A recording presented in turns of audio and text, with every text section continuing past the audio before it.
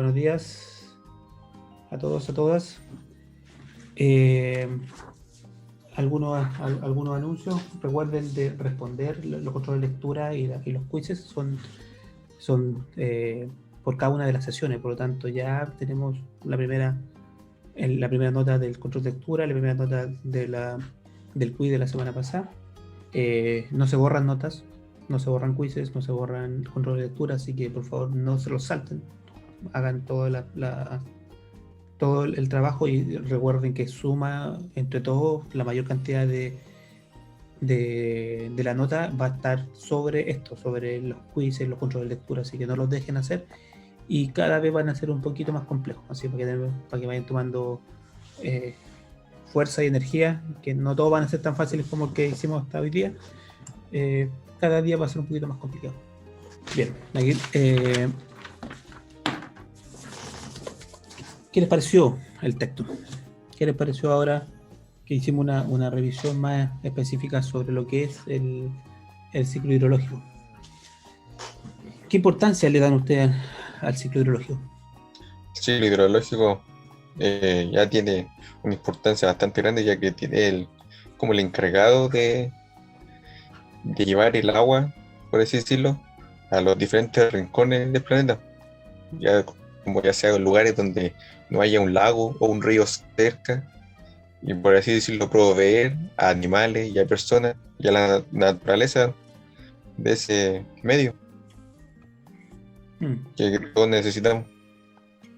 Sí, es interesante como lo plantea Fabián, porque lo plantea desde un punto de vista bien antropocéntrico, o sea, mirado desde el punto de vista del hombre, o sea, de las necesidades del hombre, incluso las necesidades de la vida. Pero en términos estrictos, el ciclo hidrológico seguiría existiendo aunque no hubiera vida en el planeta. Sí, también. Si- si en Marte, bueno, eh, también hay un ciclo hidrológico. En Sí, otros ya planetas que se ha donde no hay. encontrado como casquetes de hielo congelados. Claro, y se empezó a ver la variabilidad de las paquetes de hielo y se empezaron a ver zonas donde fluye agua. O sea, el ciclo hidrológico es un ciclo, primero, en principio, pues, inerte, no hay vida entre medio. Y si recuerdan las láminas, hay uno que es bien esquemática, que a ver si la comparto para que la podamos discutir sobre lo que estamos hablando. Y en la luna también se ha descubierto agua que hay. Claro, sí, sí, o sea, a lo que voy es... eh, ya, ahí está, mira, que es lo que quería colocar con este esquema, que es bastante, el otro era más bonito, que aparecen los ríos, como que tratando de especificar, pero este es bastante conceptual, y era lo interesante para mí de esto que en pocas líneas resume bastante bien lo que ocurre en el ciclo hidrológico. El ciclo hidrológico son las partes que lo conforman, el océano, la atmósfera, el agua subterránea, el agua en el suelo, los ríos, los glaciares y la biomasa. Eso es las partes del ciclo hidrológico. Y luego están todas las relaciones que comunican unas con las otras. Y entonces, ¿qué tenemos? Tenemos, por ejemplo, del océano a la atmósfera, le llamamos evaporación. De la atmósfera al océano, le llamamos precipitación. De los glaciares a la atmósfera, le llamamos sublimación. De la atmósfera a los glaciares, también le llamamos sublimación o nieve, cuando cae como forma de nieve. Y así, o sea, aquí define las dos cosas. Una son las partes y la otra son las conexiones. Entonces, ¿qué es lo que ocurre? ¿Y por qué me interesa esto? Porque esto grafica más o menos las magnitudes de cada uno de los componentes. Si fuera así, la verdad es que el océano sería gigante, no se ve. Es mucho más grande que eso, pero se entiende que el más importante es el océano, por lejos, el más importante es el océano. Eh, pero también indica, por ejemplo, aquí estamos todos nosotros. Y no solamente los seres humanos, sino que toda la vida está ahí. Es una parte menor del ciclo hidrológico. Y podría perfectamente no estar en el ciclo hidrológico y sigue siendo importante. Entonces, eh, ¿qué es el sustento para la vida? Sí, claramente es el sustento para la vida. Pero que es importante porque lleva agua y provee agua a los animales, es una consecuencia. Es una consecuencia. Y de hecho, funciona al revés. Eh, Hay vida donde el ciclo hidrológico es capaz de proveer agua. No es que el ciclo hidrológico provee agua donde hay vida. Funciona en el otro sentido. Es porque hay agua en todos lados, es porque tenemos vida en todos lados. Entonces, te fijas que la forma no está centrada en los requerimientos del hombre o de la vida, sino que es una consecuencia del ciclo hidrológico.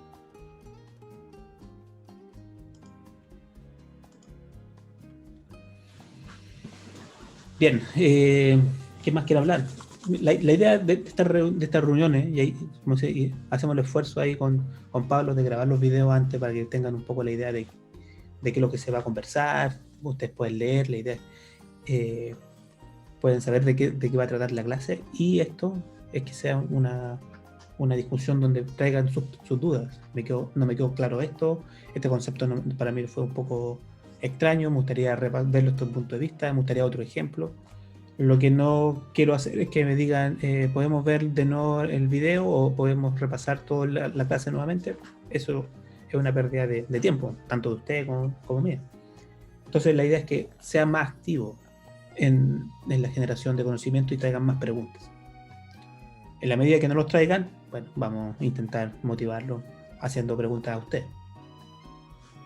Profe, el tema de la escorrentía superficial, si me la puede más o menos explicar un poco, por favor. ¿Sobre qué es lo que es la escorrentía superficial? Sí, Mira, es bien sencillo. Tú tienes, por ejemplo, se ve, ¿cierto? Se ve lo que estoy rayando, ¿no? sí. Ya. Tú tienes una cierta cantidad de... Supongamos que esto es una colina y tengo una cierta precipitación que va en ese lado. Bien, parte del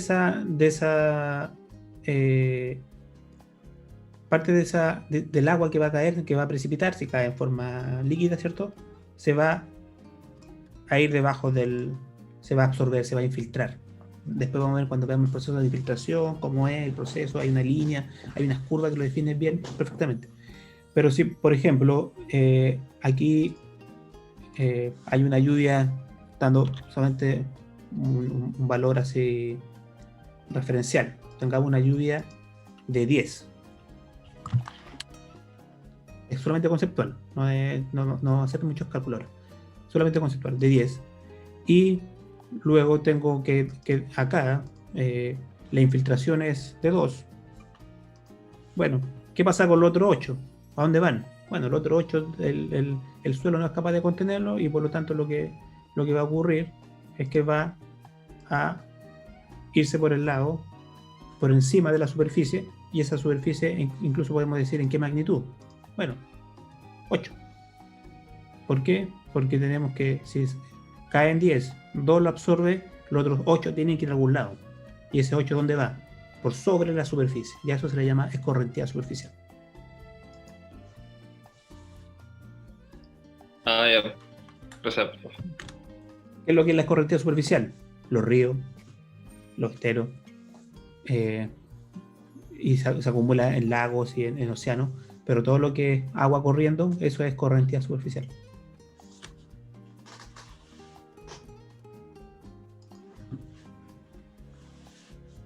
¿Qué tan importante es la escorrentía superficial en términos del volumen del ciclo hidrológico? Yo puse harto énfasis con el tema de la atmósfera, pero también en la escorrentía superficial pasa algo similar. ¿Qué tan importante es? Profe, yo quería hacerle una pregunta sobre la criósfera. Ya. Y dame responder la pregunta. Dale, respondamos la tuya primero. ¿Cuál era? ¿Cómo era? Que me perdí. Sí. Es una vieja técnica, tirarte una pregunta encima. Oye, la importancia de la escorrentía superficial. ¿Oficial? De la escorrentía superficial. En términos de magnitud. ¿Es importante, no es importante? Y en términos de funcionalidad. Si acaso es importante, no es importante. Dentro del ciclo hidrológico.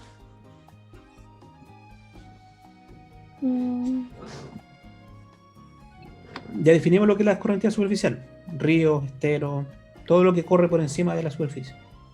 Ah, ya, ya. Sí, pues, o sea, para mí es súper importante porque si no fuera por eso no habría, bueno, ya hay, ¿cómo se puede decir? En varios lugares ya hay varias sequías, en varios ríos se ha visto que ya no hay tanto agua como en años atrás, pero es más que nada porque las mismas mineras también han sacado agua del mismo río, Ujú. por lo que se ve acá mismo en la zona de Aconcagua, que el río de Aconcagua, que antes era muy grande, ahora liberan el agua solamente los fines de semana. Y en la semana ya ni tiene agua, o a veces no hay. Como hace poco se mostró una foto de que ya no hay agua. Ujú. Ujú. Sí, mira, yo creo que es lo mismo que le decía a Fabián. Eh, yo también creo que estamos inmersos, bueno, todo lo que hacemos lo hacemos desde el punto de vista antropocéntrico, desde el punto de vista del ser humano. Pero si nosotros queremos hacer un estudio, tenemos que tratar de, de objetivizar lo que estamos estudiando para poder analizarlo. La pregunta era súper técnica en ese sentido, era sobre la implicancia de las magnitudes, tanto en, o sea, la importancia de la escorrentía superficial tanto en magnitudes como en funcionalidad dentro del ciclo hidrológico. No sobre el efecto en la sociedad ni en el cambio climático, que fue un poco la respuesta que tú me diste. Entonces, eh, comparto lo que estás diciendo. A mí me tocó trabajar en Petorca muchos años y trabajar con agricultores, como mi profesión es agrónomo, con sequía y cómo hacer más eficiente el uso del agua y todo eso. Y conozco bastante bien, toda mi familia también es agricultor, por lo tanto entiendo perfectamente los efectos de la sequía sobre el impacto de la sociedad y específicamente en el sector rural.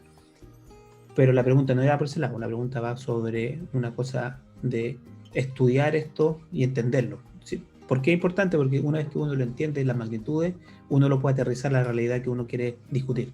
Pero necesitamos objetivizarlo primero. Entonces, cuando Fabián decía que era importante el ciclo hidrológico porque llevaba agua a todas partes, yo le dije al revés. La vida se genera donde llega el agua. No es que el ciclo hidrológico sea responsable de llevar agua a algún lugar. Es solamente una consecuencia. Y di el ejemplo de que había ciclo hidrológico en otro lado donde no hay vida. En el caso cuando te pregunto sobre la importancia de la escorrentía superficial, me respondes que la importancia es el tema de la sequía y el tema, los temas sociales que son súper relevantes, pero no es la pregunta.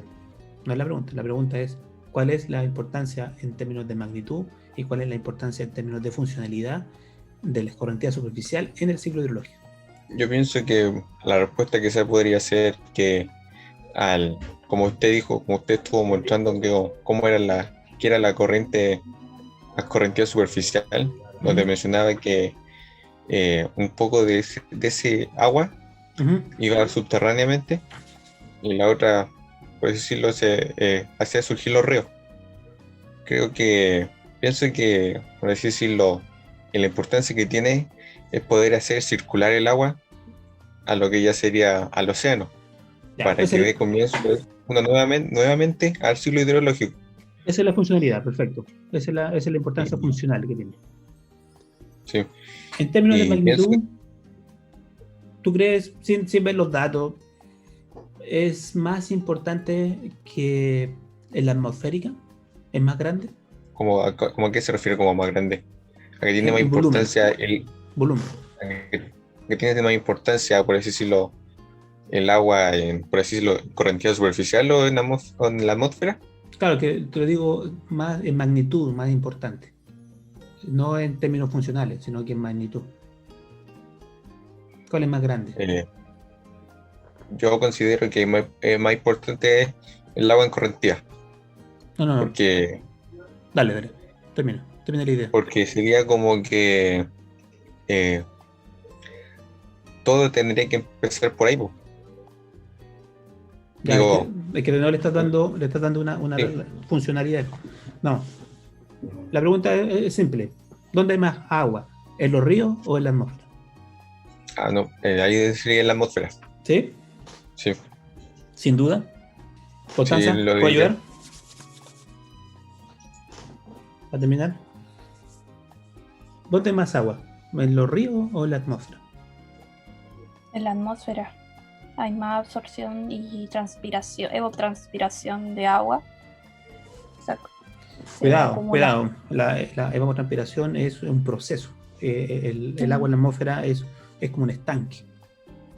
mm, En el estanque no está el proceso. El proceso es que lleva agua del océano a la atmósfera. Eso es evapotranspiración, condensación, son los procesos. Mira, si vamos a volver a la presentación, parece que la borré. Que para mí es súper decididor, o sea, aclarador para mí, así que capaz que para ustedes no, es esta figura. Estos son los procesos. Los procesos son lo que están en las líneas, son lo que unen los distintos estanques. A veces en el video yo le digo stock, que es como se conoce como en teoría de sistema. Los stock, donde se acumula el agua. Se acumula en los océanos, se acumula en los océanos, se acumula en los glaciares, se acumula en la atmósfera, se acumula en los ríos. Entonces la pregunta ahí, cuando vemos esto, estos son los stocks de cada uno, de dónde está el agua, y lo que tenemos en las líneas son los procesos que unen estos stocks. Entonces cuando tú me hablas de evaporación es esto. Evapotranspiración es esto. Lluvia, esto. Condensación, bueno, está aquí la verdad, el proceso. ¿Entiendes? Entonces no confundir los procesos con lo que forma parte del ciclo. Entonces, espera, ¿quién era el que estaba hablando recién? Que dijo que en la atmósfera había más. Y tú, Constanza, dice que en la atmósfera también hay más. O sea, es donde más, es donde llegan todos los procesos también de agua generalizado. Donde llegan, no llegan a ningún lado, es un ciclo. Por eso se llama ciclo hidrológico.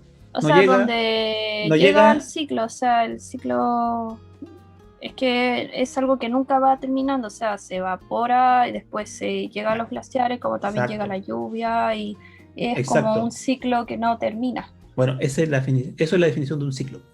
No Mm, tiene principio ni final. Entonces, cuando dice es que todo el agua llega al mar, no, el agua llega al mar y después el agua se evapora y después el agua precipita y después el agua vuelve a correr y después vuelve al mar y después vuelve empieza. Por eso se llama ciclo. Y de hecho en las primeras líneas digo que no se, para efectos pedagógicos uno parte de algún lado porque no puede hacerlo todo al mismo tiempo. Pero tú podrías partir perfectamente en cualquier parte del ciclo. En cualquier parte del ciclo. Entonces, la pregunta era, ¿cuál es más importante en magnitud? ¿La atmósfera o los ríos? Y dijeron la atmósfera. En el fondo tienen razón, ¿sí? En la atmósfera hay más agua que en los ríos. Pero hay una cosa intrínseca que ustedes lo están diciendo. Esto es un ciclo. Es un ciclo y un ciclo cerrado. O sea, el ciclo hidrológico no es extraplanetario, está dentro del planeta Tierra. Por lo tanto, la cantidad de agua que hay en términos geológicos, en términos humanos, es más o menos constante. La cantidad de agua que tenemos dando vuelta en la Tierra es más o menos constante. Entonces, ¿qué ocurre? Que la cantidad de agua que hay en la atmósfera, la cantidad de agua que hay en los ríos, no puede ser mayor que la cantidad de agua que hay en la atmósfera, porque eso significaría que la atmósfera se está secando. ¿Por qué? Porque los ríos son los encargados de que el agua que cae desde la atmósfera no la condensa, sino que fluye a través de las distintas cuencas y llegan hacia el mar. Si la cantidad de agua que hay en los ríos es mayor a la cantidad de agua que hay en la atmósfera, eso quiere decir que la atmósfera se está secando. ¿Por qué? Porque se abastece de ahí. Si la cantidad de agua que hay en la atmósfera es mayor que la cantidad de los ríos, podría ser, claro, podría ser. ¿Por qué? Porque no todo el agua que cae, que precipita, va por los ríos. También va lo que vimos en la figura recién, que el agua también va por debajo del suelo. Y entonces no todo el agua que está en los ríos es el agua que sale, que precipita desde la atmósfera. La cantidad de agua que precipita de la atmósfera llega a la Tierra y tiene distintos caminos. Se puede congelar y se queda como nieve y glaciares por meses, semanas, siglos, depende de dónde caiga. O se va abajo de la tierra y va a alimentar todos los sistemas subsuperficiales, y pueden ser muy de que durante un par de semanas y sale como manantial en otro lado, o puede ir a zonas mucho más profundas y llegar a 1 kilómetro de profundidad y quedarse ahí por milenios antes de que el agua vuelva a salir. O sea, los ciclos son muchos ciclos dentro de otros ciclos. Uno puede analizar ciclos hidrogeológicos, hidrológicos, de corto alcance, a nivel de cuenca, a nivel de subcuenca, a nivel de subsubcuenca, de microcuenca, o a nivel planetario, continental. Pero todo eso se trata de resumir. Lo interesante es que si uno llega a una unidad de análisis, en cualquiera de estas unidades de análisis uno puede definir una unidad y decir, esta unidad tiene entradas y salidas, y las entradas y las salidas tienen que ser más o menos iguales si es que lo que está en el centro, que es lo que contiene el agua, se mantiene en forma constante.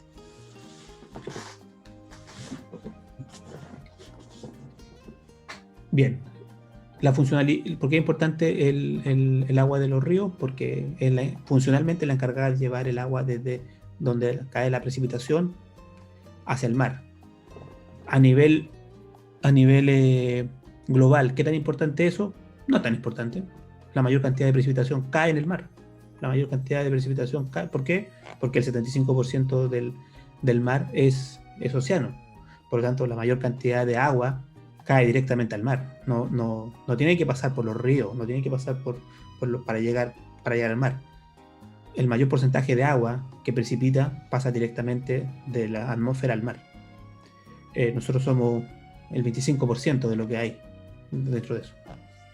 Y las magnitudes, ¿dónde hay más agua? ¿En la atmósfera que en los ríos? Sí, hay más agua en la atmósfera que en los ríos. Primero porque en la atmósfera sostiene la precipitación de todo el mundo.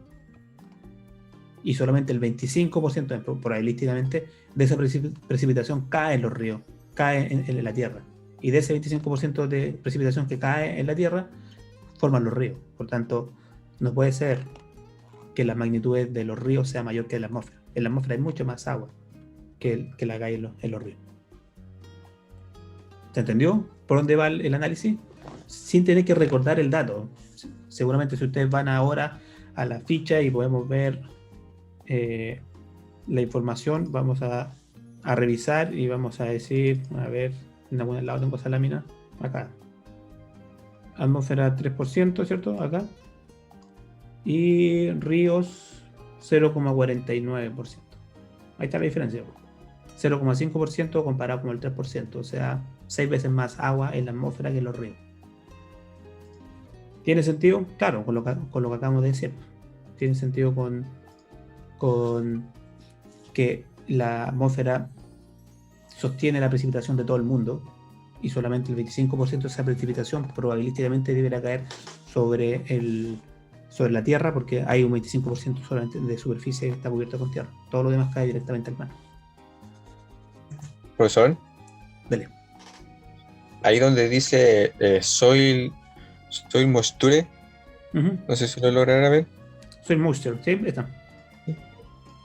En eso se referirá como que al ser, por así decirlo, por lo que dice que dice como superficie o suelo, no sé, ¿cuál sería la traducción? Moisture, húmedo. Humedad de No, suelo. pero quizás se refiere como a, porque dice como 3,8% y en la atmósfera dice 3%.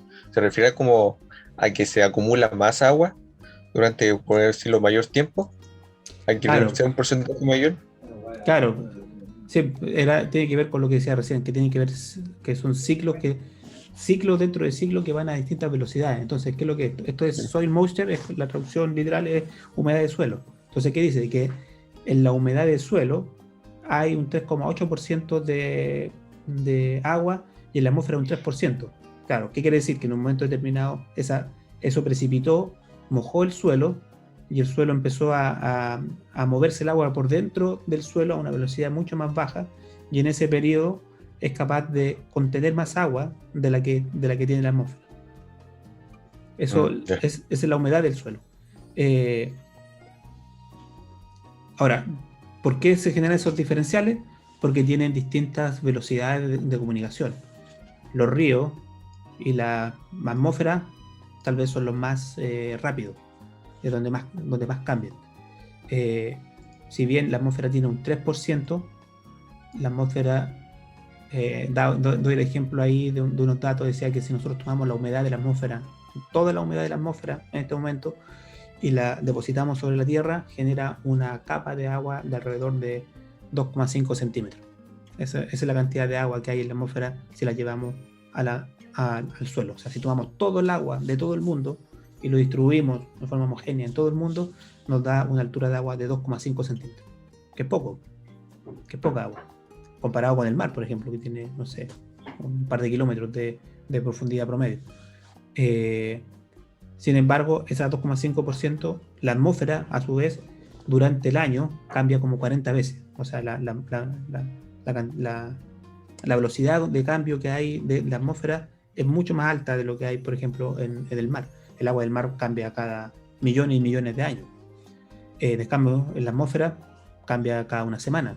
O sea, el agua que hay en la atmósfera hoy día, la próxima semana ya no está, ya precipitó y ya se renovó con agua nueva. Entonces, muy parecido a un río. En el río ustedes van y pareciera que es poca agua. Claro, en el momento, si tú sacas el volumen de agua en un río, puede no ser mucho. Pero si tú lo sumas durante todo un año, cambian los valores.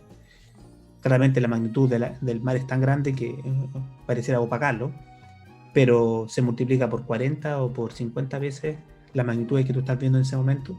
Lo mismo para los ríos, lo mismo para la atmósfera. Constanza, la criósfera, me hiciste una pregunta, si me la puedes rehacer. Ah, sí, que quería que me explicara bien cómo es la criósfera. Uh-huh. Primero, ¿se entendió qué es la criósfera? Bueno, crío es de congelado. Entonces, criósfera se refiere a todo lo que está congelado. Ya. Todo lo que es nieve, todo lo que es... ¿Y dónde está la nieve? Precisamente está en los polos y en las zonas altas. Entonces, ¿cuál es la importancia de la criósfera? Que fue una de las preguntas de los quiz. Es que tiene dos importancias principalmente. Una tiene una importancia porque es los glaciares, la nieve, es parte del stock del ciclo hidrológico, por tanto uno puede decir tiene una importancia porque es relevante en términos de magnitudes en el ciclo hidrológico. Más allá, y de nuevo comparto todo eso de que se están retrocediendo los glaciares, que se está perdiendo nieve, que el efecto del cambio climático y el efecto de la sequía. Perfecto. Solo lo estoy mirando desde un punto de vista de magnitudes, es importante, es relevante. La mayor cantidad de agua dulce está en la criósfera. Y lo otro es que tiene también mucha influencia en lo que se llama el balance energético del mundo. ¿Por qué? Porque la mayor cantidad de energía viene del Sol, el 99,9% de la energía de la Tierra, con que se mueve la Tierra, viene desde el Sol, solo un 0,1% viene internamente de la Tierra por proceso del magma y de la energía interior de la Tierra. El 99,9% de lo que pasa en la Tierra tiene que ver con la energía que llega desde el Sol. Entonces, ¿qué ocurre? ¿Cuánta energía llega desde el Sol? El primer filtro que hay, o el primer balance que se hace de la cantidad de energía que llega desde el Sol, tiene que ver con cuánta energía absorbe la Tierra y cuánta energía refleja la Tierra. Y entonces tenemos, a eso se le llama el albedo de los cuerpos. Es la proporción de reflexión de la energía que llega. Entonces, por ejemplo, algo que es negro tiene un albedo bajo porque absorbe toda la energía, y todos los que han andado con alguna polera negra durante el verano se dan cuenta que realmente pareciera que da más calor. En cambio, si yo me pongo una polera blanca, es mucho más fresca. ¿Por qué? Porque mucha de la energía que llega se refleja y no se absorbe. Entonces, ¿qué ocurre? La Tierra tiene un balance en este momento que tiene que ver con las entradas y salidas de energía, y parte de eso que establece que los polos y parte importante de la Tierra en términos del hemisferio norte se cubre con nieve durante el invierno, y eso quiere decir que se pone blanca durante parte del tiempo, y ese que se ponga blanca durante parte del tiempo hace que aísle a la Tierra de los rayos solares en términos de que llegan los rayos solares y rebotan. Entonces la cantidad de energía que llega a la Tierra es el balance entre lo que llega, lo que rebotó, y solo el 10% en esa área llega a la Tierra.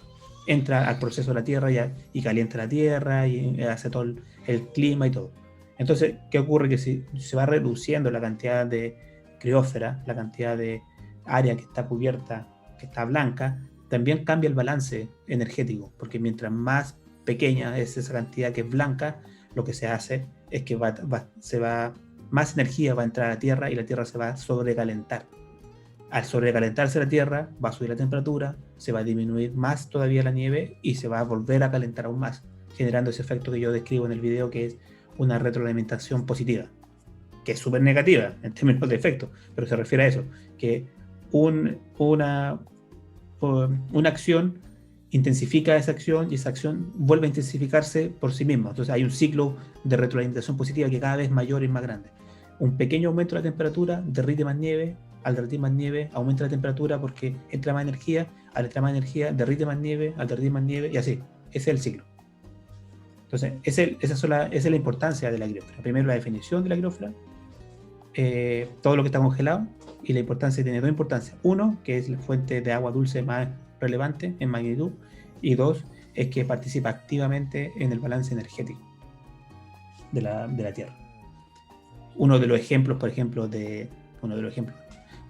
de terraformación en Marte era ir a los polos de Marte y tirar algún tipo de hongo o algún tipo de algún microorganismo que le cambie el color a la nieve. ¿Qué hay? En la Tierra existen líquenes rojos, líquenes de colores que le cambian el albedo. Entonces se va a los polos, se pintan los polos de un color distinto, hace que la cantidad de energía al planeta entre y podría aumentar la energía del planeta completo.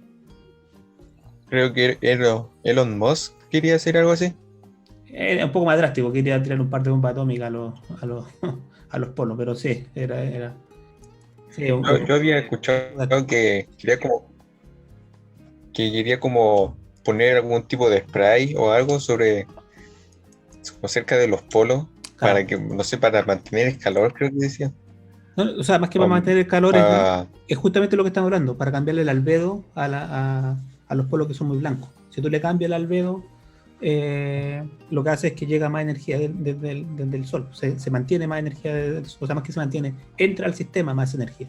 Entonces no es para mantener más calor, sino que para absorber más calor. Esa es una teoría de terraformación que se discutió en los años 60, 70, cómo terraformar, que tengo un libro de Carl Sagan, no sé si lo siguen, es un divulgador científico que hizo la serie Cosmos en los años 70, 80, que ahora hay una reedición que está en Netflix, la reedición, pero ya no está Carl Sagan, se murió hace un par de años, que hizo la serie Cosmos, hizo un par de películas, Contacto también, que era como divulgador científico, posiblemente el divulgador científico más grande que ha habido. Y él tenía, dentro de las teorías que tenía, porque aparte de ser divulgador también era científico, tenía dos cosas interesantes. Una, que habló del efecto invernadero en Venus, un poco de definición por qué si Venus estaba más lejos que Mercurio, la temperatura promedio era mayor en Venus que Mercurio, y habló del efecto invernadero provocado por el tema de los gases invernaderos, lo cual después se utilizó como base para contrastar lo que podía ocurrir en la Tierra. Es un gran aporte.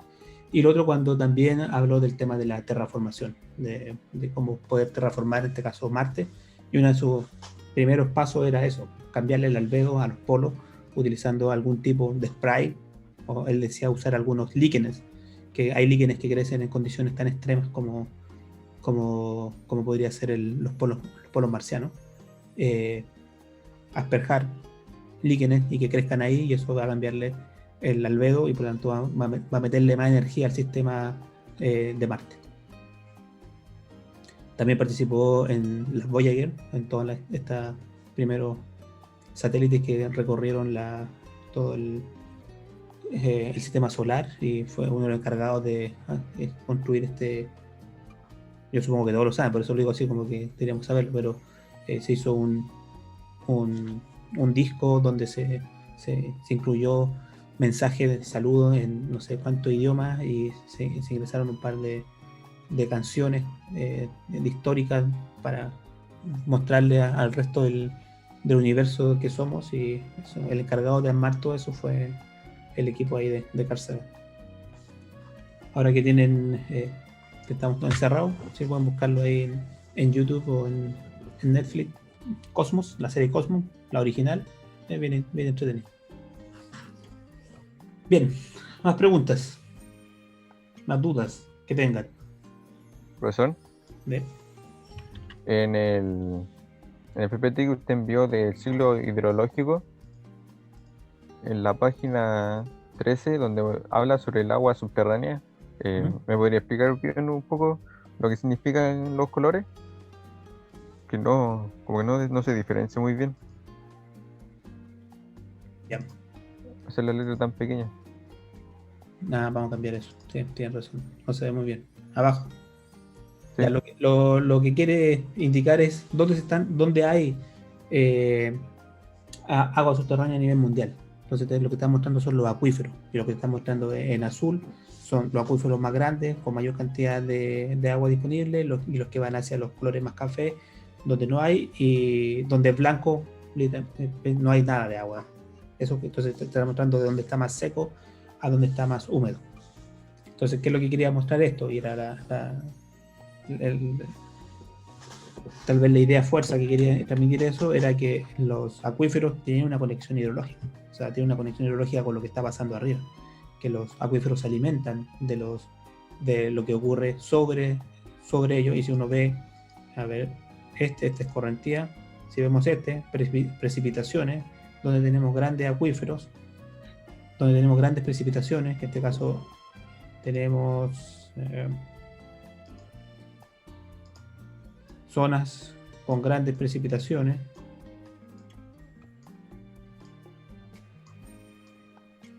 Si comparamos eso con lo que ocurre en términos de los acuíferos, hay una relación. Está un poco desfasado, no están cuadrados los mapas, pero ¿se entiende a lo que me refiero? Estamos acá. Grandes acuíferos.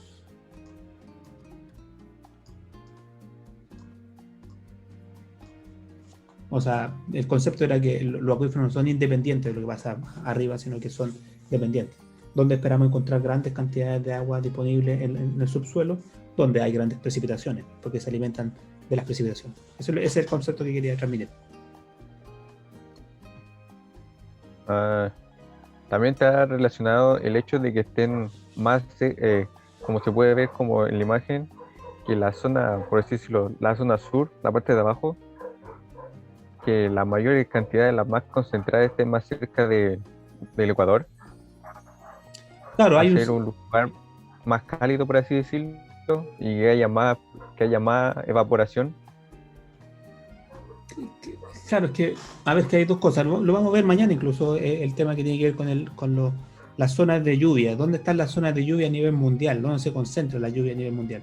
Y aquí ocurre una cosa geográfica que tiene que ver con las zonas de lluvia son líneas. Primero, aquí, ¿dónde está el Ecuador? Está acá. Esta es una zona lluviosa. Y la otra zona lluviosa está acá, como en línea, y la otra está acá. Entonces, ¿qué ocurre? Tienes esas tres como líneas de lluvia. Mañana vamos a discutir por qué se generan esas líneas así. Pero ¿qué ocurre? Que en la zona del Ecuador, donde hay una mayor cantidad de lluvia, principalmente porque es una zona de bajas presiones. Mañana vamos a discutir por qué es una zona de bajas presiones. Y ocurre lo mismo a esta altura, en el paralelo 60, más o menos. Lo que ocurre es que en el paralelo 60 hay un montón de tierra en la Tierra, en el paralelo 60 norte. Está todo Europa, está todo... el 80% de la Tierra está en el hemisferio norte. Y en el hemisferio sur, donde ocurre una mayor cantidad de lluvia, casi no tenemos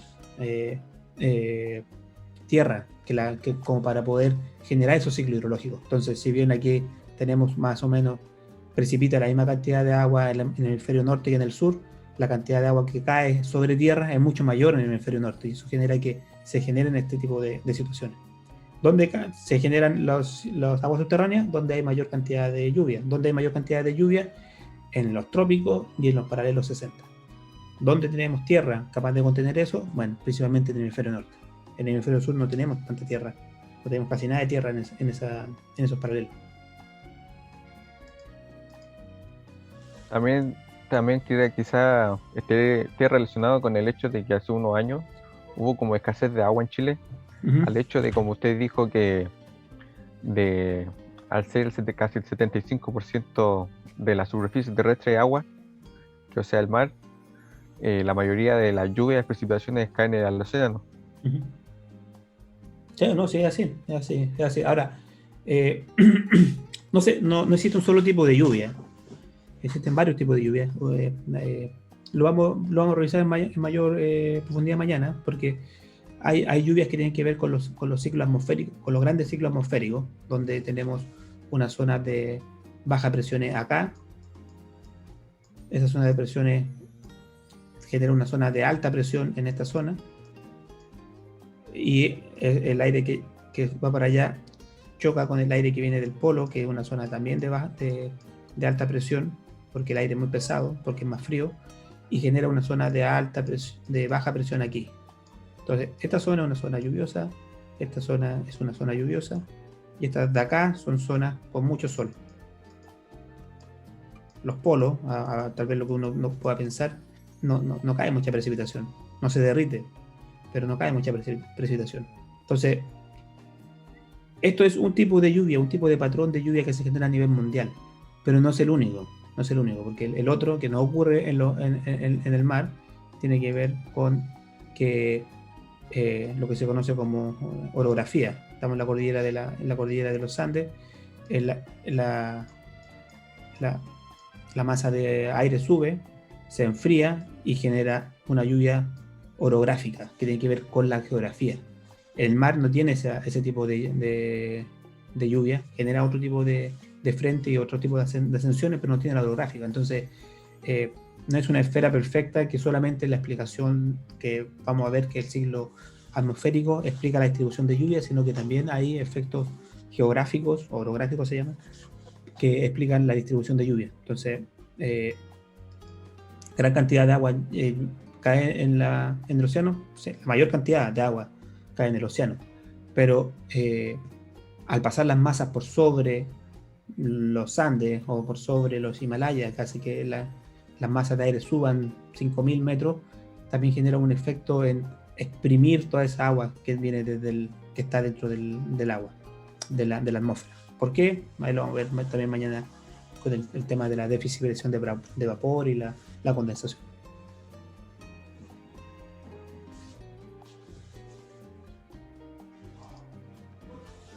Bien.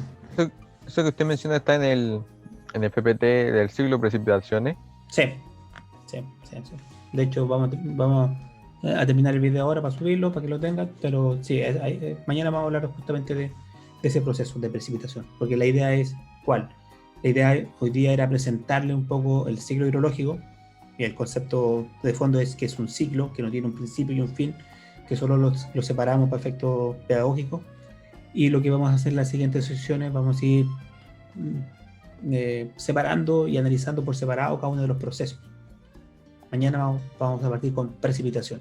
Entonces vamos a hablar sobre cómo se forma la precipitación, cómo se distribuye la precipitación del mundo, y vamos a ver cómo se mide la precipitación. Y la próxima semana Pablo va a hacer el primer laboratorio, que es a partir de un par de datos cómo genero la precipitación a nivel en un plano, a partir de datos puntuales medio de una estación. Yo tenía una duda sobre que a lo mejor te la tienen resuelta, y era un error que yo tenía, que siempre lo asumí, lo aprendí tarde. Las nubes, ¿de qué están hechas? Yo tengo la idea de que las nubes están hechas, por así decirlo, de evaporación de agua con aire, quizás. Uh-huh. Los demás, ¿qué piensan de las nubes? O sea, están hechas de agua, sí, pero ¿de qué estado del agua están hechas? Cuando uno ve una nube, ¿qué está viendo? ¿Está viendo vapor de agua? Algo gaseoso, ¿no? ¿Gaseoso? ¿Eso? Los demás, Constanza dice que es gaseoso. Fabián, recién estaba mirando, ¿no? Sí, yo dije que era de evaporación. De vapor. O sea, es el origen, para que intentamos bien. El origen es de la evaporación. Ya, perfecto, sí. Pero ¿de qué está hecha? ¿De qué estado de la materia del agua? De los tantos estados que hay en la materia. ¿En qué estado está? Constanza dice que vapor. Lo Sí, demás, yo digo que estaría sí, un gaseoso. gaseoso. Perfecto. Sería peligroso si estuviese en sólido. José, Profe, yo digo que puede estar en estado líquido o sólido. líquido o sólido. Perfecto. Los demás, Algo gaseoso. gaseoso. Ya. Profe, yo digo que está en estado gaseoso, pero que igual tiene algunas gotas de agua en estado líquido. Ya. Hay una mezcla ahí de cosas, ¿cierto? Claro. Ya. Principalmente estado sólido y líquido. El gas de agua no se ve. Uno no puede ver el gas de agua. Cuando uno dice que está viendo vapor, o sea, cuando sale el vapor de la tetera que está hirviendo, lo que estoy viendo, si uno acerca un poco la vista y se pone, uno ve las gotitas de agua. Son gotitas de agua en suspensión. Eso cuando está la tetera hirviendo, por ejemplo, es eso. Y de hecho pasan, no sé, 15 centímetros y después desaparece. No es que desaparece, ahí se convirtió a gas y no lo vemos. Nosotros tenemos, no sé, un 30%, un 40%, un 100% de humedad en el aire y no la vemos. No vemos que esté más denso o menos denso. Vemos cuando hay, por ejemplo, una neblina o niebla, pero ahí no es agua gaseosa, ahí es gotitas de agua en suspensión. Y eso son las nubes. Las nubes no es agua gaseosa. La nube es agua en suspensión e incluso, como dijo José, es cristales de hielo en suspensión. Y que sería peligroso que fuera así. Bueno, eso, de hecho, para que ocurra una precipitación, hay un proceso que vamos a explicar un poco mañana que tiene que ver con eso, con que son pequeñas gotitas de agua que van creciendo en tamaño hasta llegar a un tamaño límite que lo hacen caer. Y de hecho, en la zona alta de las nubes lo que hay son cristales de hielo que pueden ser de hasta un par de milímetros de tamaño y que por el movimiento del aire se mantienen en el aire hasta cuando son suficientemente grandes que ya no lo soporta y se caen a la tierra, generando una gota de agua. ¿Y se tiene registro, por así decirlo, el tamaño que puede alcanzar una gota de agua, profesor? No solo registros, se tiene calculado, se tiene medido, hay física relativamente sencilla de que se puede saber cuáles son los tamaños máximos que pueden tener, porque es una cosa física, es la fuerza de suspensión que tiene el aire, que tiene que ver con, en la medida que va cayendo algo, va generando resistencia contra el peso que tiene por el tamaño. Micrones se mantiene... no todos los sólidos tienen que estar en el suelo. Si usted, no sé, en algún momento cuando hay un poco de sol y ustedes se cuentan, levantan un poco de polvo, el polvo se empieza a mover ascendiendo, porque son pequeñas motitas y eso es sólido. Y uno podría pensar eso es más pesado que el aire, sí, pero una cosa es que la densidad específica del elemento sea más pesada que el aire y otra cosa que sea tan pequeña que sea arrastrada por las moléculas. Entonces pasa lo mismo, son moléculas de aire, de aguas microscópicas que se elevan por el aire por ese efecto. Y cuando empiezan a crecer y se empiezan a juntar, claro, cuando llega al milímetro ya no es capaz de mantenerlo y empiezan a caer. Y a medida que empiezan a caer, se empiezan a juntar con otras y empieza a crecer, hasta que llega a las moléculas al tamaño de las gotas que uno puede ver cuando llueve. Ahora, esa gota de lluvia, cuando llueve, es más grande, mucho más grande, 100 veces más grande, 1000 veces más grande de la que están en suspensión. Están en suspensión, casi no se ve. Es como cuando ustedes hagan el experimento, ahora cuando pongan la tetera o el calentador y empieza a salir ese vapor, acerquen la vista y dense cuenta que sí uno es capaz de ver pequeñas gotitas en suspensión. ¿Y qué ocurre con esas gotitas en suspensión? Que como está en presencia de aire más seco, se evaporan. Y eso es cuando desaparecen esas gotitas. Eso está todo súper calculado. Y de hecho, hay toda una rama de la meteorología que la estudia. El tipo de nube, el tamaño de las nubes, a qué altura pueden llegar. Todo eso. Hay gente que se dedica solo a eso. Entonces podría decirse como que el tamaño de la gota infiere quizás en la cantidad de lluvia que puede caer. Es la cantidad total, es lo que se llama la humedad precipitable. Es la sumatoria, porque tú puedes tener muchas gotas pequeñas que suman más que grandes gotas, pequeñas gotas grandes. Entonces la cantidad, ahora, el tamaño de las gotas claramente genera una dinámica distinta. O sea, no es lo mismo partir con gotas de un tamaño determinado que partir con gotas más pequeñas, más grandes, genera una dinámica. Ustedes lo han experimentado, de repente una lluvia de goterones, que uno le dice que son gotas grandes que parece que mojan más. Bueno, hay una diferencia. Ahora, lo que ocurre es que uno ve como una cosa súper simple, pero es un sistema, una nube en sí es un sistema donde lo que ocurre es que en la parte alta de la nube tienen formaciones generalmente de cristales de hielo, y esos cristales de hielo cuando llegan a un determinado tamaño empiezan a caer, y en la medida que empiezan a caer se empiezan a agrandar, pero también se empiezan a evaporar porque empiezan a rozar con el aire, y al rozar con el aire empiezan a aumentar de temperatura.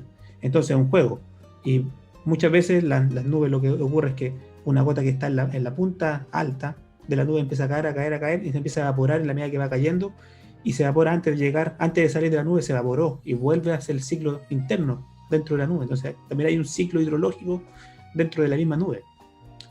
Cuando se rompe ese ciclo, cuando arriba parte con un tamaño tan grande que es capaz de pasar de la nube hacia abajo, sale de la nube, y cuando empieza a caer, en algunos casos se derrite y cae como agua, y en otros casos cae como hielo.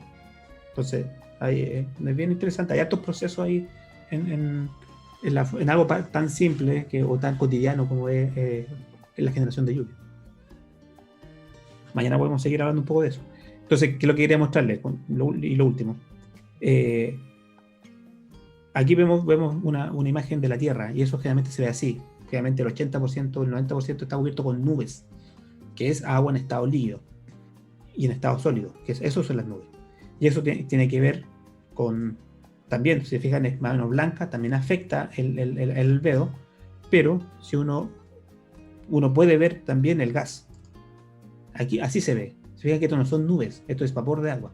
Este vapor de agua es con un sensor especial que puede medir el vapor de agua en la atmósfera. También podemos ver que está súper cubierto de agua. O sea, la atmósfera siempre tiene un 40%, 60% de humedad relativa. Mañana vamos a ver qué es lo que significa ese concepto de humedad relativa, pero siempre tiene agua en la mezcla de gases. No es agua en suspensión, sino que es la mezcla de gases.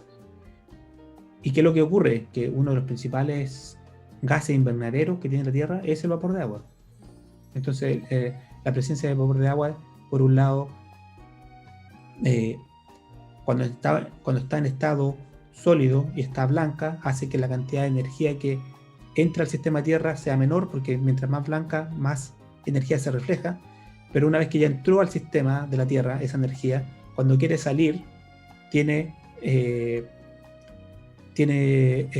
un impedimento o se dificulta dependiendo de la cantidad de gases de invernadero, y uno de los gases de invernadero más en magnitud más importante es el agua. Entonces, ¿qué ocurre? Que la presencia de vapor de agua en la atmósfera hace que tengamos la temperatura que nosotros tenemos en este momento y no tengamos la temperatura de Marte, por ejemplo. Que Marte es mucho más frío. ¿Por qué? Porque no tiene agua, porque no tiene CO2, que son los gases invernaderos, que es uno más conocido, pero en magnitud en la Tierra es más importante el agua. El CO2 es 0,02 de la atmósfera. El vapor de agua tenemos un 30-40% de humedad relativa, no de cantidad absoluta, humedad relativa. Entonces, el último, las nubes están hechas de gotitas de agua y cristales de hielo. Sí, yo por mi parte.